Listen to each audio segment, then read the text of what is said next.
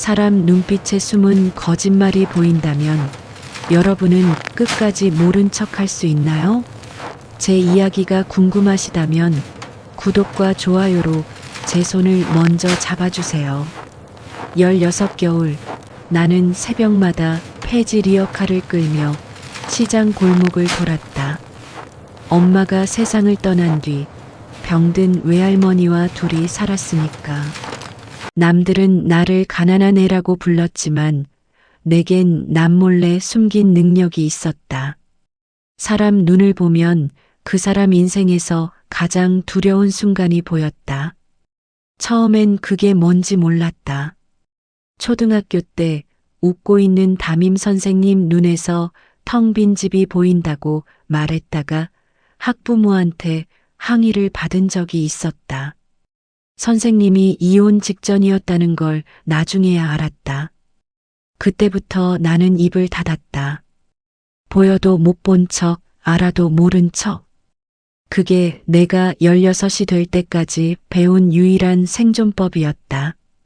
그날도 눈이 내렸다. 새벽 4시가 조금 넘은 시간이었다. 외할머니는 시장 골목 어귀에서 갑자기 무릎을 꺾었다.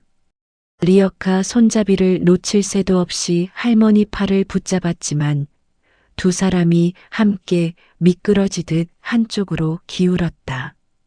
폐지 묶음이 쏟아지며 길 위로 흩어졌다. 눈 위에 찍힌 신문지 조각들이 젖어서 까매졌다. 할머니, 괜찮아?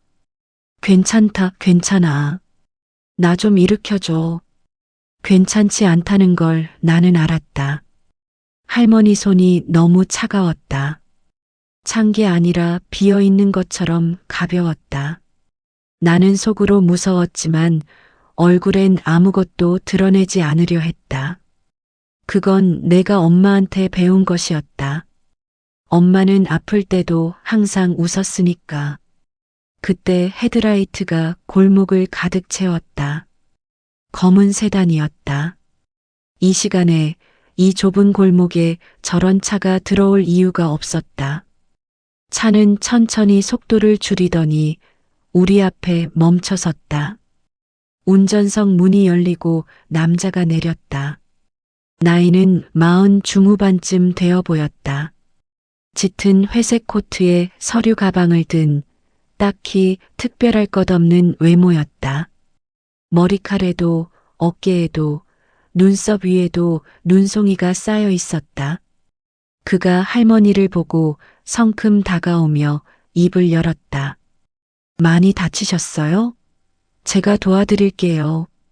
목소리는 낮고 조용했다. 나쁜 사람의 목소리가 아니었다. 나는 본능적으로 그의 눈을 봤다. 그 순간 숨이 멎었다. 보통은 흐릿하게 보였다. 두려움이 색깔처럼 번지거나 뭔가 흔들리는 형상이 스치는 정도였다. 그런데 그의 눈에선 달랐다. 선명했다. 너무 선명해서 나는 그 자리에 못 박힌 것처럼 움직일 수가 없었다. 그의 어깨 위엔 검은 그림자가 드리워져 있었다. 그림자는 사람 형상을 하고 있었다. 남자 자신을 닮은 그러나 텅 비어버린 형상. 눈도 없고 표정도 없었다. 그냥 서 있었다. 아무것도 남지 않은 것처럼. 나는 16평생 그런 걸 본 적이 없었다. 공포가 아니라 소멸. 그게 그 남자가 가장 두려워하는 것이었다. 나는 본능처럼 외쳤다. 아저씨, 오늘 계약서에 도장 찍으면 다 잃어요. 골목이 조용해졌다. 눈은 계속 내렸다. 할머니가 내 팔을 꽉 쥐었다. 남자는 한 발짝도 움직이지 않고 나를 바라봤다. 그의 얼굴에서 처음으로 표정이 흔들렸다. 놀람도 아니고 화도 아니었다. 그건 들켰을 때의 얼굴이었다. 오랫동안 혼자 짊어지고 있던 무게를 단 한마디에 전부 들켜버린 사람의 얼굴. 남자는 천천히 무릎을 굽혀 할머니 곁에 앉았다. 그리고 아무 말 없이 흩어진 폐지 묶음을 하나씩 주워 올리기 시작했다. 눈이 코트 등에 쌓였다. 그는 죽고 또 죽고 한참을 그렇게 있었다. 나는 그 등을 바라보며 생각했다. 이 사람, 오늘 무언가를 결정해야 하는 사람이다. 그리고 그 결정이 그를 지워버릴 수도 있다. 그게 내가 처음으로 능력을 쓴 날이었다. 그리고 처음으로 모른 척을 하지 못한 날이었다. 폐지 묶음을 다 줍고 난 뒤 강도연은 말없이 외할머니를 부축해 차 뒷좌석에 태웠다. 병원까지만요. 짧게 말했다. 거절할 틈도 없었다. 할머니는 너무 지쳐 있었고 나는 너무 추웠다. 차 문이 닫히자 히터 바람이 얼굴을 덮쳤다. 그제야 손이 떨리고 있다는 걸 느꼈다. 추위 때문인지 아까 본 그 그림자 때문인지 몰랐다. 조수석에는 남자가 한 명 더 있었다. 20대 중반쯤 됐을까? 얼굴이 반듯하고 옷이 깔끔했다. 뒤를 돌아보는 눈빛이 차가웠다. 그게 강시우였다. 나중에 알았지만 도연의 친형 아들이었다. 비서 겸 보좌 역으로 도연 곁을 몇 년째 지키고 있다고 했다. 시우는 나를 한번 훑어보고 시선을 거뒀다. 삼촌, 이러다 늦어요. 서 상무가 기다리고 있고 계약은 오전 중에 끝내야. 알아. 도연이 짧게 끊었다. 더 말이 없었다. 병원 응급실 앞에 차가 섰다. 할머니를 접수대에 맡기고 나오는데 도연이 로비 기둥 옆에 서 있었다. 나는 그냥 지나치려 했다. 내가 한 말은 이미 뱉어진 것이고 그 이상은 내 일이 아니라고 생각했다. 잠깐. 그가 불렀다. 나는 멈췄다. 돌아보니 그의 눈이 나를 똑바로 보고 있었다. 아까 골목에서 처음 마주쳤을 때와는 달랐다. 그때는 들켜버린 얼굴이었는데 지금은 가늠하려는 눈빛이었다. 마치 내가 어디까지 아는지 재보는 것처럼. 계약서에 도장을 찍으면 다 잃는다고 했지. 네. 그게 무슨 뜻인지 알고 한 말이냐? 나는 솔직하게 말했다. 저도 몰라요. 근데 아저씨 눈에서 봤어요. 진짜로. 그가 잠시 침묵했다. 비웃거나 화내지 않았다. 그게 오히려 이상했다. 보통 어른들은 이쯤에서 헛소리 말라거나 어디서 주워 들은 거냐고 했다. 그런데 도연은 그냥 듣고 있었다. 그때 시우가 로비 안으로 들어왔다. 삼촌, 진짜 가야 해요. 서 상무가 전화했어요. 그리고 나를 봤다. 차 안에서와 같은 눈이었다. 그런데 이번엔 그 눈이 나를 향해 잠깐, 딱 1초쯤 멈췄다. 그리고 미소를 지었다. 소름이 돋았다. 그냥 차가운 미소가 아니었다. 뭔가를 알고 있는 사람의 미소. 내가 방금 무슨 말을 했는지 다 들었고 그게 우습다는 게 아니라 나를 처음부터 계산에 넣은 사람의 미소였다. 나는 본능적으로 시우의 눈을 봤다. 아무것도 보이지 않았다. 처음 있는 일이었다. 사람 눈을 보면 항상 뭔가가 보였다. 희미하더라도 반드시. 그런데 시우의 눈에는 아무것도 없었다. 두려움이 없는 게 아니라 아예 읽히지 않았다. 마치 잠긴 방 같았다. 창문도 틈도 없는. 등골이 서늘해졌다. 저도 몰라요. 제가 뭘 보는지. 나는 도연을 똑바로 봤다. 목소리가 떨렸지만 멈출 수가 없었다. 근데 아저씨 옆에 있는 사람 절대 믿으면 안 돼요. 로비가 조용해졌다. 시우의 미소가 사라지지 않았다. 도연의 눈빛이 굳었다. 나는 내가 너무 큰 말을 했다는 걸 알았다. 증거도 없고 근거도 없었다. 16짜리 폐지 줍는 아이가 어른한테 할 소리가 아니었다. 그런데 도연이 입을 열었다. 넌 대체 누구냐? 화가 난 목소리가 아니었다. 묻고 싶었던 걸 참다가 결국 꺼낸 사람의 목소리였다. 저요? 나는 잠깐 망설였다. 그냥 폐지 줍는 애요. 이름, 한이음이요. 도연은 잠시 나를 바라보다가 안주머니에서 명함을 꺼냈다. 내밀지는 않았다. 그냥 자기 손에 들고 있었다. 오늘 그 계약. 일단 미루겠다. 시우가 빠르게 끼어들었다. 삼촌, 서상무가 미룬다고. 도연의 목소리엔 아무 감정이 없었다. 그냥 단단했다. 시우는 입을 다물었다. 도연은 명함을 내 손에 쥐어줬다. 종이가 차가웠다. 한 달 안에 내 말이 맞다는 게 밝혀지면 이 번호로 전화해라. 아니면 잊어버려도 된다. 그가 돌아서서 걸어갔다. 시우가 따라갔다. 자동문이 열리고 닫혔다. 눈발이 잠깐 로비 안으로 흘러들었다가 사라졌다. 나는 명함을 내려다봤다. 강도현, 법무법인 태산 수석 변호사. 20도 안 된 내가 대한민국 최고 로펌 수석 변호사 명함을 손에 쥔 날이었다.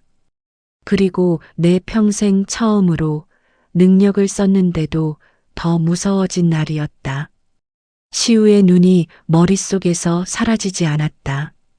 아무것도 보이지 않는 눈. 그게 왜인지 그때는 몰랐다. 할머니는 탈수와 저체온 증세였다. 입원은 아니었다.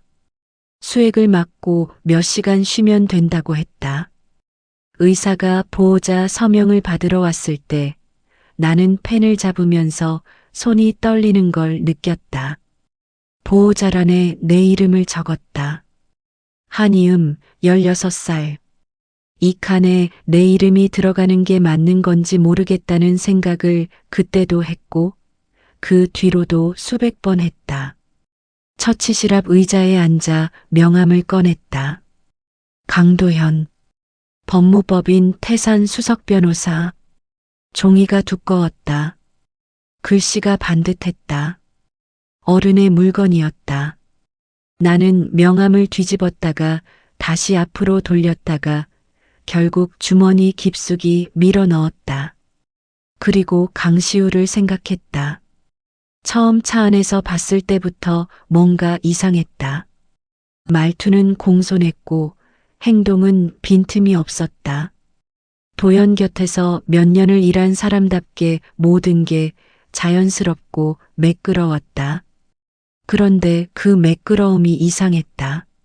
사람은 보통 어딘가 거칠다. 숨기는 감정이 있으면 그게 눈끝이나 입꼬리에 잠깐 비친다. 그런데 시우는 너무 완벽하게 아무것도 안 보였다. 잠긴 방. 그 비유가 계속 머릿속에 맴돌았다. 나중에 도연 곁에 오래 있으면서 알게 된 사실이지만 강시우는 도연이 직접 키운 사람이었다. 도연의 친형 부부가 교통사고로 세상을 떠난 건 시우가 7살 때였다. 혈육이라곤 삼촌뿐이었고 도연은 당연하다는 듯 시우를 데려왔다. 학교도 보내고 법대도 보내고 졸업하자마자 자기 사무실로 불렀다. 세상 누구보다 믿는 사람. 그게 도연에게 강시우였다. 그래서 더 무서웠다. 내가 읽지 못하는 눈이라면 2가지 가능성이 있었다. 하나는 내 능력이 닿지 않는 사람. 또 하나는 두려움 자체가 없는 사람. 2번째라면 나는 생각을 잘랐다. 너무 앞서 나가는 거라고 스스로를 다독였다. 오후가 됐다. 할머니는 수액을 다 맞고 나서 처치실 침대에 누운 채 잠이 들었다. 숨소리가 고르게 들렸다. 나는 그 옆에 앉아 있다가 창밖을 봤다. 눈은 그쳐 있었다. 하늘이 낮고 회색이었다. 가슴이 이상하게 뛰었다. 아침부터 계속 그랬다. 그냥 긴장이 아니었다. 능력이 뭔가를 감지할 때 오는 느낌이었다. 마치 귀에 들리지 않는 소리가 몸속에서 울리는 것 같은 그런 불안. 나는 이 느낌을 무시하려 16년을 살았다. 그런데 오늘은 이상하게 버텨지지 않았다. 도연이 계약장으로 갔다는 걸 알았다. 아까 병원 로비를 나가면서 시우가 통화하는 소리를 들었다. 장소를 말했다. 강남 어딘가 태산빌딩 12층. 기억하려던 것도 아닌데 귀에 박혔다. 나는 할머니를 내려다봤다. 자고 있었다. 간호사에게 부탁하면 될 것 같았다. 잠깐만 자리를 비운다고. 금방 돌아온다고. 말이 되는 것 같으면서 말이 안 됐다. 16짜리가 왜 강남 계약장에 쫓아가야 하는지 설명할 수 없었다. 그런데 발이 움직였다. 내가 결정하기 전에 몸이 먼저였다. 코트를 집어들고 로비를 나서고 버스 정류장을 향해 걷고 있었다. 차가운 바람이 얼굴을 때렸다. 나는 걸으면서 속으로 욕했다. 왜 가는 거야? 도연도 내 말 안 믿는다고 했잖아. 도연의 목소리가 귓속에서 울렸다. 16짜리의 말에 내 인생을 걸 순 없어. 틀린 말이 아니었다. 나는 증거가 없었다. 능력이 있다는 것도, 시우가 위험하다는 것도, 계약이 함정이라는 것도 전부 내 눈에 보이는 것일 뿐이었다. 세상은 보이는 것만 믿는다. 나는 그걸 알면서도 말했고, 역시나 무시당했다.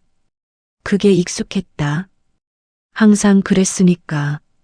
그런데 왜 발이 멈추질 않았다. 버스에 올라타면서 나는 처음으로 내 능력을 저주했다. 보이지 않으면 아무것도 모르고 모르면 이렇게 쫓아가지 않아도 됐다. 할머니 곁에 앉아 있으면 됐다. 리역 하나 끌고 폐지나 팔고 그냥 그 안에서 살면 됐다. 그런데 나는 봐버렸다. 도연의 어깨 위 검은 그림자를, 시우의 눈 속 잠긴 방을, 오늘 밤 무언가가 부서지리라는 예감을. 버스가 강남 방향으로 달렸다. 창밖에 도시가 흘렀다. 나는 무릎 위에 손을 올려놓고 꼭 쥐었다. 떨리는 걸 들키고 싶지 않아서. 들킬 사람도 없는데. 태산빌딩이 보일 즈음 나는 한 가지를 결심했다. 도연이 믿든 안 믿든 상관없다. 나는 그냥 거기 있을 것이다. 무언가 터지면 내가 본 게 맞다는 거고, 아무 일도 없으면 그냥 바보 같은 16살로 끝나는 거고, 어느 쪽이든 나는 이미 버스에 타고 있었다. 태산빌딩 12층은 호텔 연회장이었다. 엘리베이터 문이 열리자마자 압도됐다. 샹들리에가 천장을 가득 채우고 있었다. 불빛이 노랗고 따뜻했지만 그 아래 사람들의 얼굴은 전부 차갑게 계산하는 눈을 하고 있었다. 정장 차림의 남녀들이 테이블 사이를 오갔다. 카메라를 든 사람들도 있었다. 언론인지 회사 홍보팀인지 몰랐다. 나는 젖은 운동화에 폐지 냄새가 배인 코트를 입고 그 안에 서 있었다. 경비가 바로 알아봤다. 여기 어떻게 들어오셨어요? 잠깐만요, 저. 팔이 잡혔다. 덩치 큰 남자였다. 나는 끌려가지 않으려 버텼지만 역부족이었다. 복도 쪽으로 밀려나면서 연회장 안쪽을 눈으로 훑쳤다. 중앙 테이블, 긴 테이블 끝에 도연이 앉아 있었다. 맞은편엔 나이 든 남자가 있었다. 서상무라는 사람일 것이다. 두꺼운 서류 묶음이 테이블 위에 놓여 있었다. 아직 펜은 들지 않은 상태였다. 아직 간에 닿다. 나는 경비팔을 빠져나와 반대편으로 달렸다. 연회장 뒤쪽에 직원 출입문이 있었다. 잠겨 있지 않았다. 주방 냄새가 나는 좁은 통로를 지나 커튼 뒤쪽으로 파고들었다. 심장이 목까지 올라왔다. 커튼 틈으로 내다봤다. 도연이 서류 마지막 장을 넘기고 있었다. 서상무가 옆에서 뭔가를 설명했다. 시우는 도연의 한 발짝 뒤에 서서 두 손을 앞에 모으고 있었다. 완벽하게 정중한 자세였다. 그 눈이 또 보였다. 아무것도 읽히지 않는 눈. 나는 시선을 도연에게로 옮겼다. 그 순간이었다. 검은 불길이 번졌다. 환각이 아니었다. 능력이 발동할 때는 눈앞이 겹쳐 보이는 느낌이었다. 현재 위에 다른 장면이 얹히는 것처럼. 그런데 이번엔 달랐다. 불길이 연회장 전체를 집어삼켰다. 샹들리에가 흔들리고 테이블이 뒤집히고 사람들이 웅성거리며 흩어졌다. 카메라 플래시가 터졌다. 도연이 혼자 서 있었다. 정장이 구겨져 있었다. 눈이 멍했다. 그리고 장면이 바뀌었다. 복도, 엘리베이터, 지하주차장, 법원 계단, 기자들, 마이크 숲. 도연이 얼굴을 가리며 걸었다. 그 다음은 병실이었다. 흰 천장, 링거줄, 창밖에 아무도 없었다. 도연이 혼자 누워 있었다. 눈을 감고 있었다. 움직이지 않았다. 나는 커튼을 붙잡았다. 손에 힘이 들어가지 않았다. 저게 진짜가 되면 안 된다. 저 미래가 오늘 이 도장 하나에서 시작되면 안 된다. 도연이 펜을 들었다. 마지막 페이지. 서명란이었다. 나는 참지 못했다. 안 돼요. 소리가 연회장 전체에 퍼졌다. 커튼이 젖혀졌다. 수백 개의 시선이 한꺼번에 나를 향했다. 카메라가 돌아왔다. 웅성거림이 일었다. 경비가 다시 달려오는 소리가 들렸다.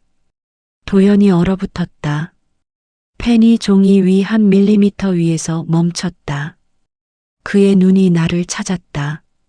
연회장 구석, 커튼을 반쯤 붙잡고 서 있는 16살짜리 아이를. 나는 시선을 피하지 않았다. 떨리는 게 다 보였을 텐데도 피할 수가 없었다.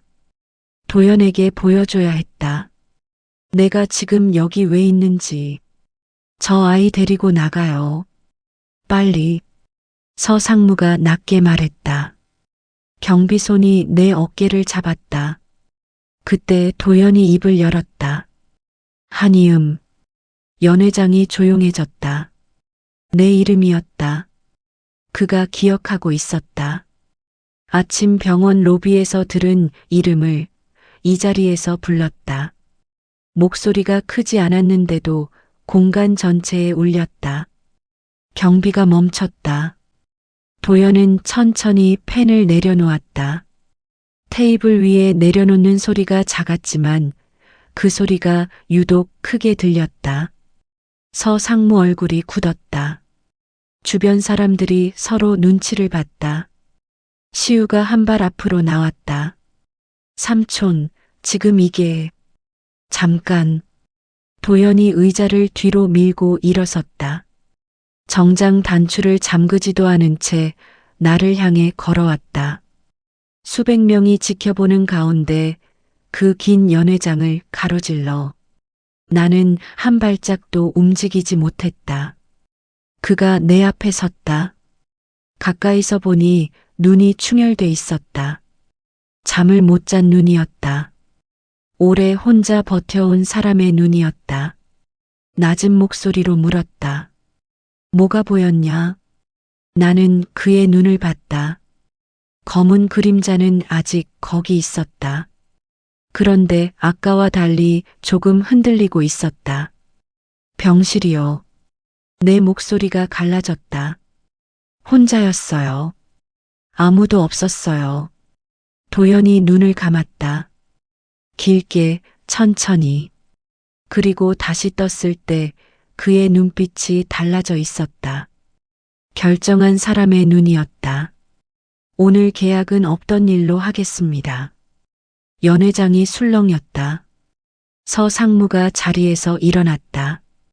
누군가 언성을 높였다. 플래시가 터졌다.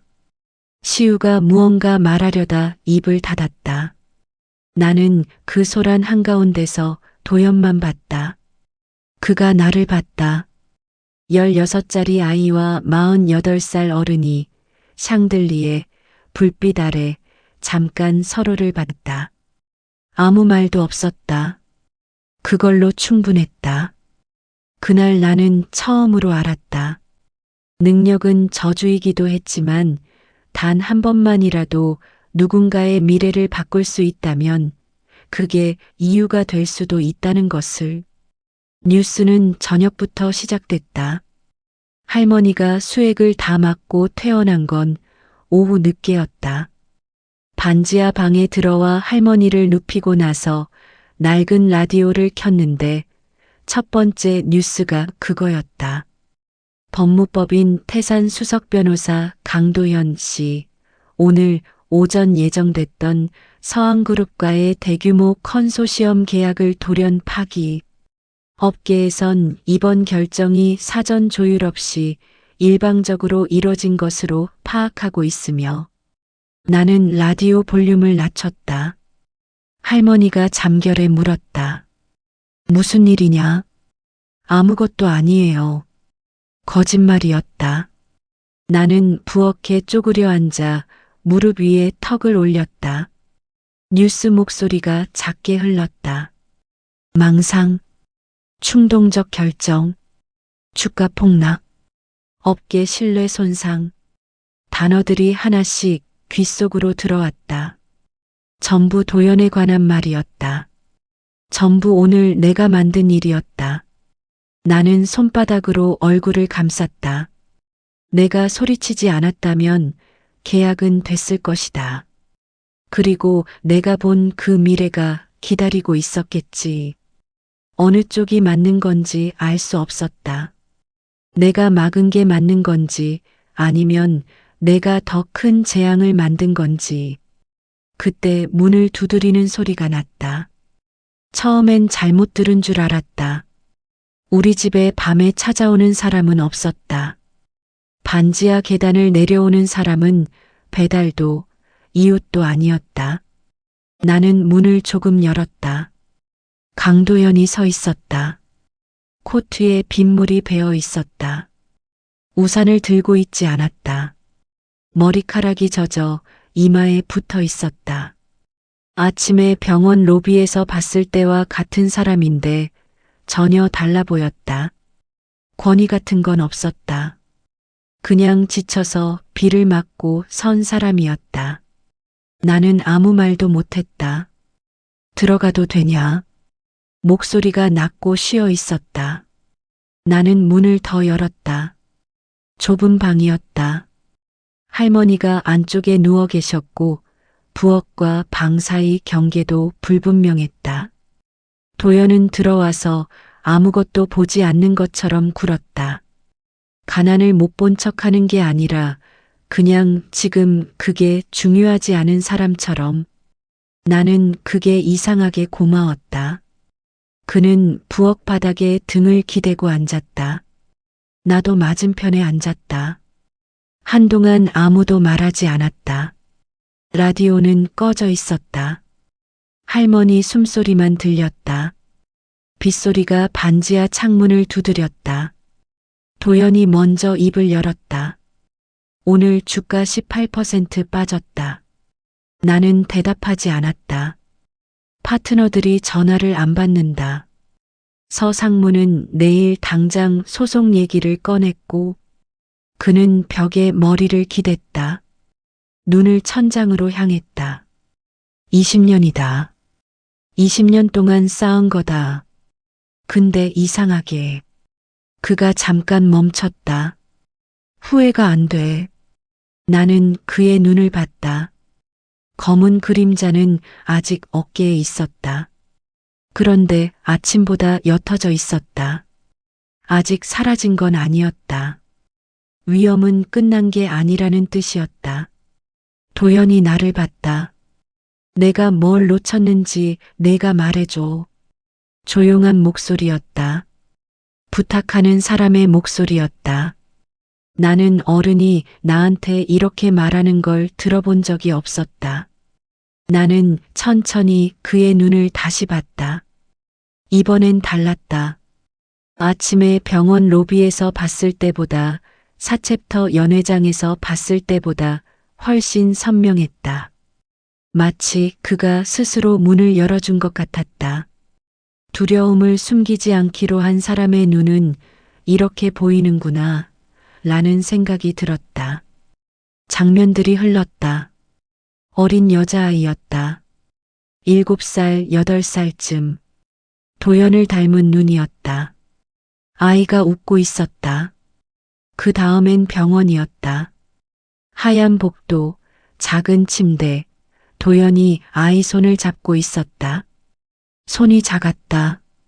그 손이 점점 힘을 잃었다. 나는 숨을 멈췄다. 딸이었다. 도연에게 딸이 있었다. 그리고 그 아이는 더 이상 없었다. 장면이 또 바뀌었다. 서류였다. 신탁 문서, 유산 관련 서류들. 아이 이름이 적혀 있었다. 그리고 그 서류 위에 강시우의 손이 있었다. 천천히, 조용히, 아무도 모르게 페이지를 넘기는 손. 그 다음 장면에서 나는 입을 막았다. 도연이 평생 숨겨온 것이었다. 딸이 떠난 날 그가 무언가를 선택했다. 그 선택이 죄책감이 됐고, 죄책감이 약점이 됐고, 시우는 그 약점을 알고 있었다. 회사가 아니었다. 시우가 노린 건 돈이나 계약이나 지분 같은 게 아니었다. 그는 도연의 가장 아픈 곳을 가지고 있었다. 죽은 딸의 유산, 그리고 그 아이와 연결된 도연의 죄책감. 시우 씨가요.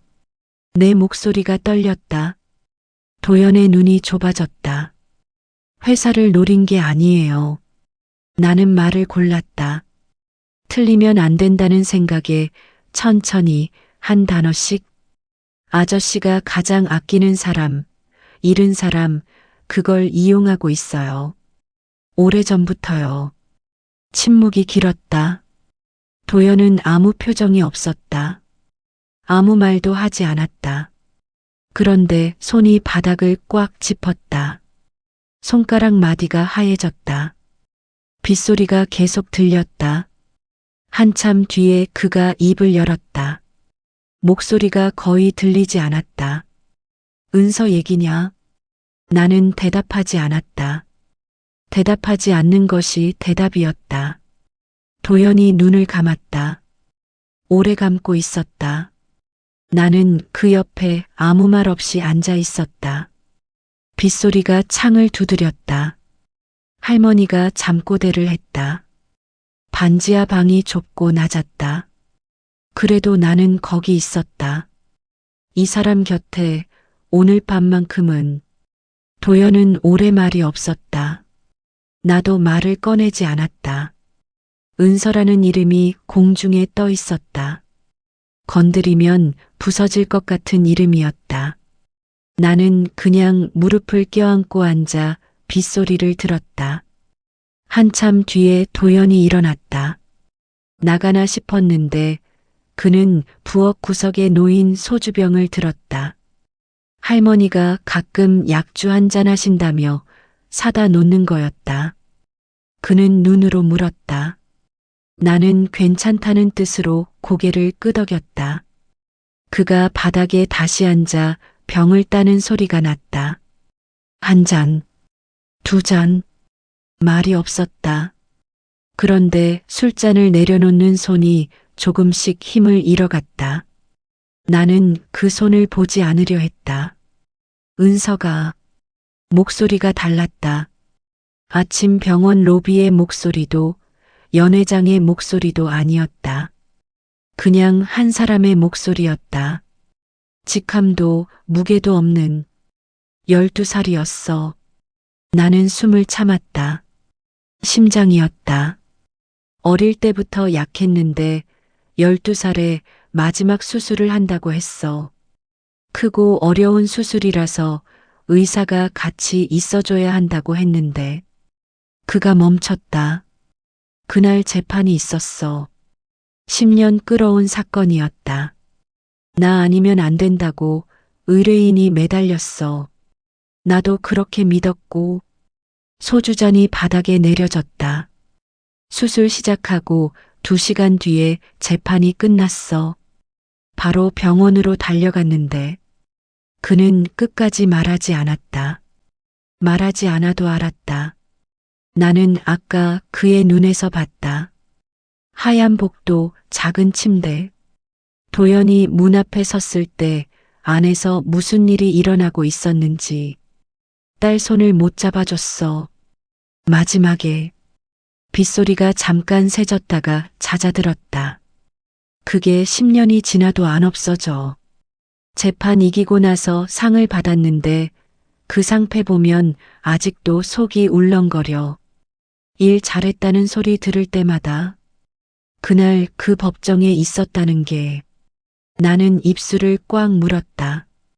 시우를 데려온 것도 그가 쓴웃음을 지었다. 은서 생각이 나서였어. 어린애 혼자 두면 안 된다고. 내가 곁에 있어줘야 한다고. 그게 속죄인지 뭔지도 모르겠지만 나는 한동안 아무 말도 하지 못했다. 창밖에 빗소리가 들렸다. 할머니가 돌아 누우셨다. 형광등이 낡아서 가끔 깜빡였다. 그리고 나는 말했다. 저도요. 도연이 나를 봤다. 엄마가 아플 때 저 학교 갔어요. 목소리가 생각보다 편하게 나왔다. 오래 담아둔 게 의외로 가볍게 나오는 날이 있었다.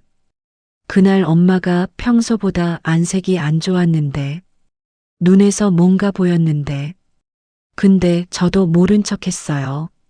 무서워서 보고 싶지 않아서 나는 무릎에 시선을 내렸다.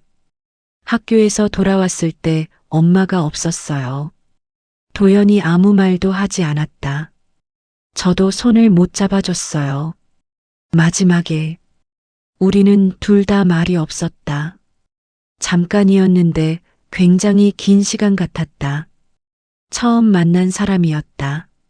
아침에 눈 쌓인 골목에서 마주쳤고 반나절 만에 나는 이 사람 딸 이름을 알게 됐고 이 사람은 내 엄마 이야기를 들었다. 이상한 하루였다. 그런데 이상하게 낯설지 않았다. 아저씨는 나쁜 사람이 아니에요. 내가 먼저 말했다. 도연이 천천히 나를 봤다.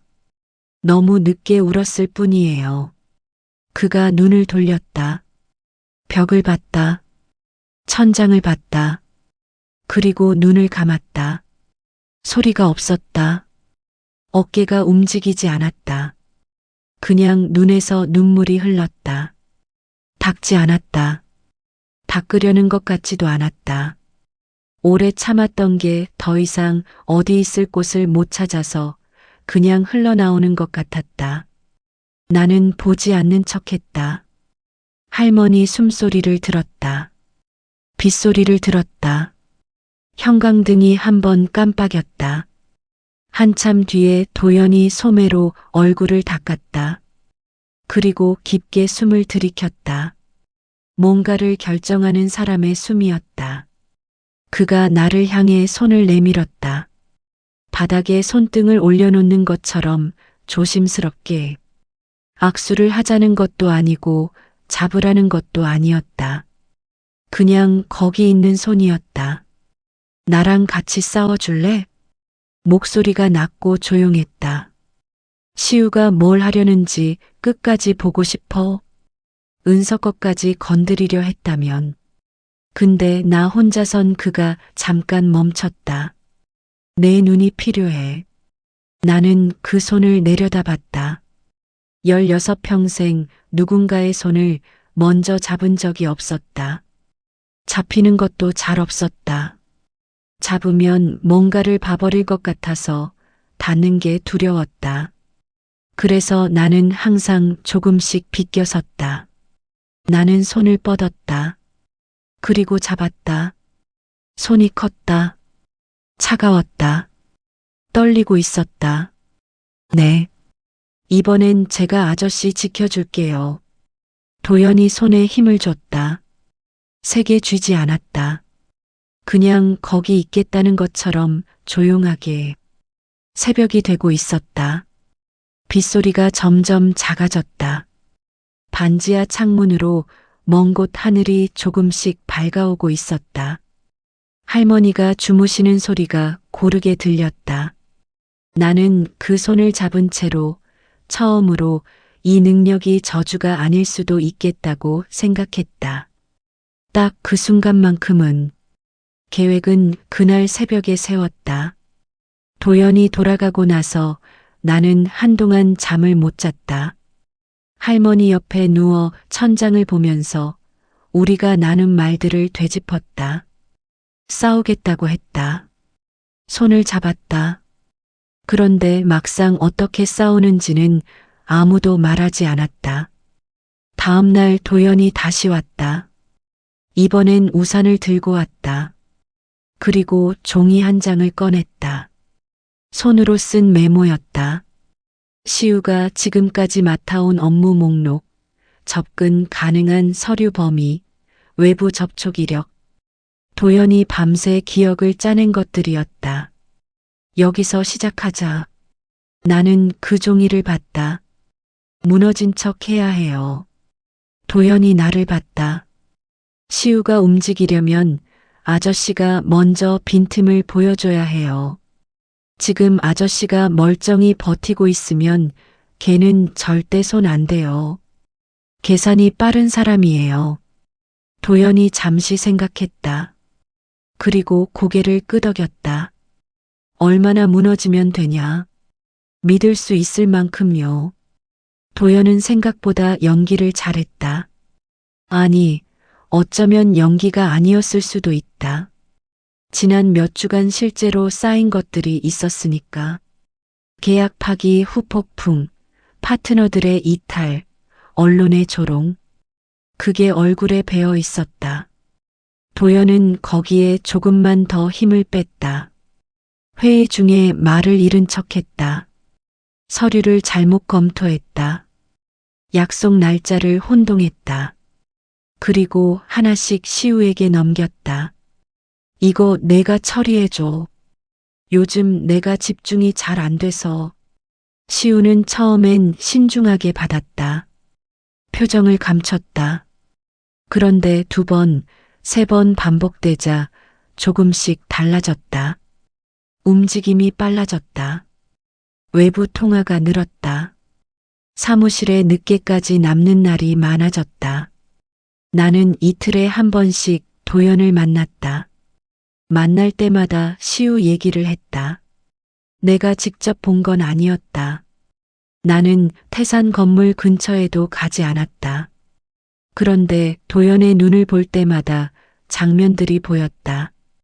시우가 어디서 누구를 만났는지, 어떤 서류를 꺼냈는지, 어떤 말을 했는지. 도연의 두려움 속에 시우가 있었고 나는 그걸 읽었다. 이번 주에 외부 사람 만났어요. 경쟁 로펌 쪽이에요. 도연이 눈을 감았다. 핵심 자료예요. 아직 넘기진 않은 것 같은데 곧 움직일 거예요. 증거가 있냐? 아직이요. 근데 곧 만들 거예요. 시우 씨가. 도연이 눈을 떴다. 무슨 뜻이냐? 그 사람 눈에 아무것도 안 보인다고 했잖아요. 나는 말을 골랐다. 두려움이 없는 사람은 조심성도 없어요. 이기고 있다고 확신하는 순간에 제일 크게 움직여요. 그게 증거가 돼요. 도연이 잠시 나를 봤다. 16이 맞냐, 너. 나는 대답하지 않았다. 시우가 본색을 드러내는데 3주가 걸렸다. 경쟁 로펌과의 접촉, 핵심 자료 유출, 여기까지는 예상한 수순이었다. 그런데 그 다음이 달랐다. 시우는 도연을 정신 이상으로 몰 계획을 세우고 있었다. 도연의 최근 언행이 이상하다는 내용의 진술서를 사내에서 받아두고 있었다. 계약 파기 사건을 기점으로 판단 능력을 의심할 수 있다는 근거를 쌓고 있었다. 도연이 그 사실을 알게 된 날 밤, 오랫동안 말이 없었다. 직접 키운 애다. 나는 그 말에 뭐라고 해야 할지 몰랐다. 7살 때부터 옆에 있었어. 어떻게 자는지, 밥을 어떻게 먹는지, 꿈이 뭔지 다 알아. 근데 그의 눈이 처음부터 그랬던 거냐? 아니면 내가 뭔가 잘못한 거냐? 나는 도연의 눈을 봤다. 그림자가 아직 거기 있었다. 그런데 이제 그 그림자는 시우가 아니라 도연 자신을 향하고 있었다. 내가 망가뜨린 게 아닐까라는 두려움이었다. 아저씨 잘못이 아니에요. 도연이 나를 봤다. 원래 보이지 않는 눈이에요. 그 사람은. 아저씨가 만든 게 아니에요. 그가 오래 나를 보다가 고개를 떨궜다. 그래도 아프다. 알아요. 이사회 날짜는 시우가 잡았다. 도연의 경영 판단 능력 검토. 안건은 그렇게 올라왔다. 사내 이사 7명이 참석하는 자리였다. 시우는 진술서를 준비했고 외부 자문을 불렀고 발표 자료까지 만들었다. 빈틈이 없었다. 나는 그 날짜를 듣고 도연에게 말했다. 그날이에요. 알아. 준비됐어요? 도연이 나를 봤다. 그리고 처음으로 웃었다. 반지하에서 처음 만난 이후로 처음 보는 얼굴이었다. 너는? 나는 고개를 끄덕였다. 이사회 당일 시우는 일찍 도착했다. 회의실 상석에 자료를 펼쳤다. 참석자들에게 인사를 건넸다. 차분했고 자신감이 있었다. 이기는 사람의 얼굴이었다. 도연은 오지 않을 거라고 혹은 와도 이미 늦었다고 확신하는 얼굴이었다. 회의 시작 5분 전. 회의실 문이 열렸다. 도연이 들어섰다. 코트를 입고 있었다. 서류 가방을 들고 있었다. 눈이 선명했다. 충혈이 없었다. 지난 몇 주와 완전히 달랐다. 그리고 그 옆에 내가 있었다. 시우의 얼굴에서 처음으로 표정이 흔들렸다. 나는 그의 눈을 봤다. 잠겨있던 방에 아주 작은 균열이 생겨 있었다. 회의실은 조용했다. 도연이 자리에 앉으며 가방을 열었다. 서류를 꺼내지 않았다. 노트북을 꺼냈다. 그리고 회의실 정면 스크린과 연결했다. 아무도 말하지 않았다. 시우는 상석에서 움직이지 않았다. 표정을 되찾으려는 것 같았지만 눈이 따라가지 못하고 있었다. 도연이 재생 버튼을 눌렀다. 영상이 시작됐다. 회의실 어딘가가 아니었다. 강남 어느 카페, 창가 자리였다. 시우가 앉아 있었다. 맞은편에 낯선 남자가 있었다. 나중에 밝혀진 이름은 류성진, 경쟁 로펌 태양법무의 전략기획실장이었다. 시우가 서류 봉투를 건넸다. 남자가 열어봤다. 고개를 끄덕였다. 두 사람이 악수를 했다. 영상이 끊기고 두 번째 파일이 재생됐다.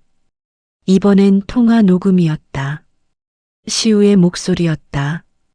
이사회만 통과되면 끝이에요.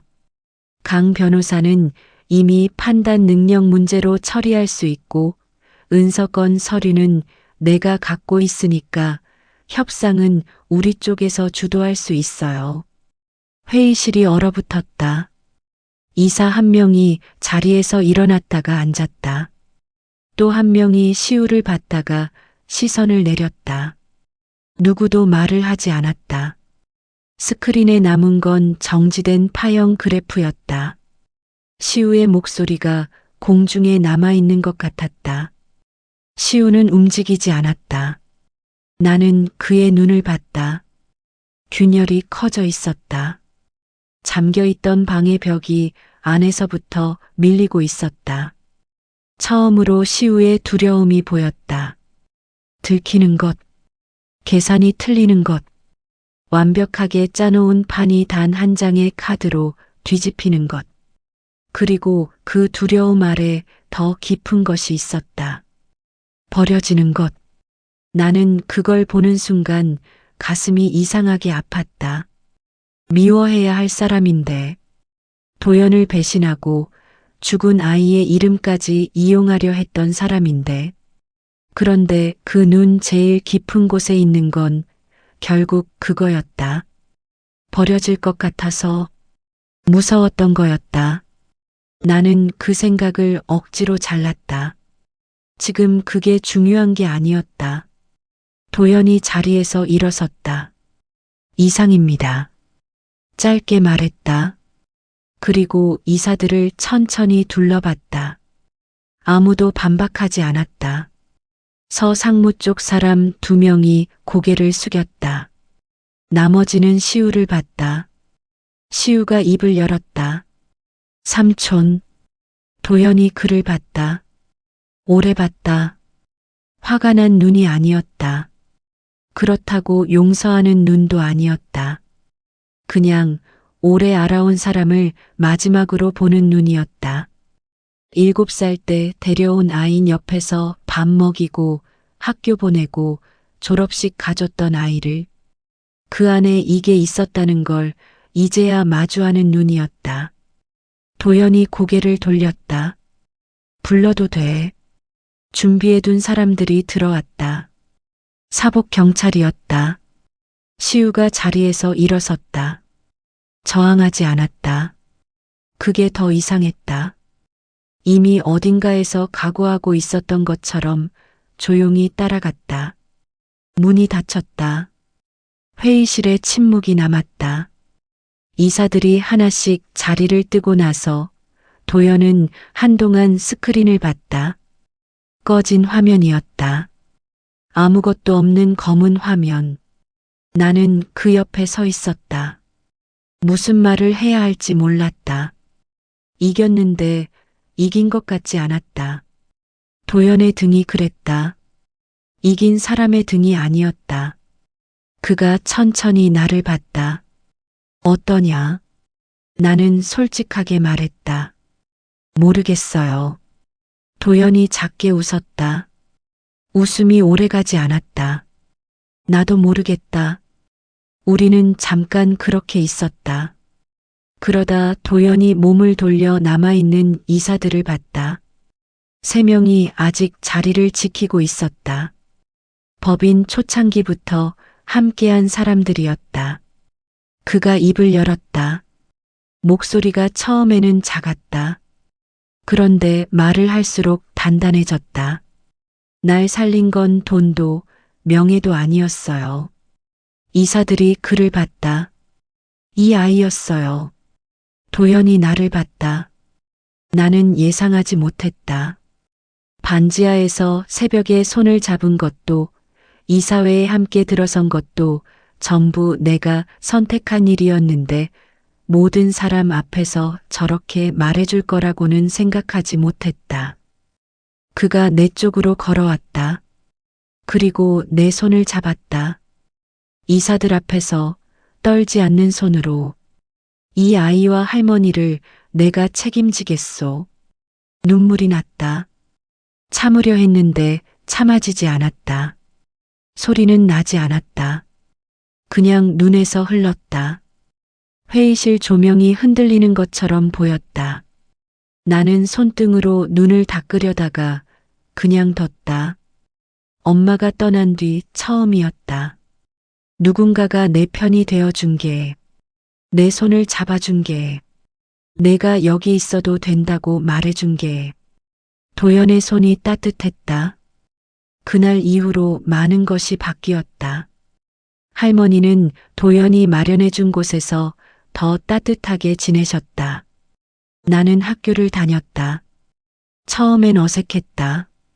남들과 같은 속도로 걷는 게 익숙하지 않았다. 그런데 천천히 조금씩 됐다. 도연은 한 번도 능력을 이용하려 하지 않았다. 봐줘서 고맙다고 한 번만 말했다. 그게 전부였다. 몇 년이 흘렀다. 나는 심리 상담사가 됐다. 상담실 창가에 앉아 처음 내담자를 기다리던 날, 이상하게 그 새벽 골목이 생각났다. 눈 내리는 시장 어귀, 쓰러진 할머니, 검은 세단, 그리고 검은 그림자를 어깨에 달고 서 있던 한 남자. 나는 여전히 사람 눈을 본다. 두려움이 보인다. 숨긴 상처가 보인다. 오래 혼자 들고 있었던 것들이 보인다. 그게 저주라고 생각했던 때가 있었다. 모른 척 할 수 없어서, 지나칠 수 없어서, 매번 발이 멈추는 게 싫었던 때가. 그런데 이제는 안다. 사람을 살리는 건 특별한 능력이 아니었다. 끝까지 손을 놓지 않는 진심이었다. 도연이 내 손을 놓지 않았던 것처럼, 내가 소리쳤을 때 펜을 내려놓은 것처럼, 반지하 부엌 바닥에서 이름을 불러준 것처럼, 나는 오늘도 상담실 문을 연다. 눈이 오는 날이면 가끔 골목 어귀가 생각난다. 리어카 손잡이가 생각난다. 그리고 그 손을 처음 잡아줬던 사람이 생각난다. 고마워요, 아저씨. 덕분에 저도 누군가의 손을 잡을 수 있게 됐어요.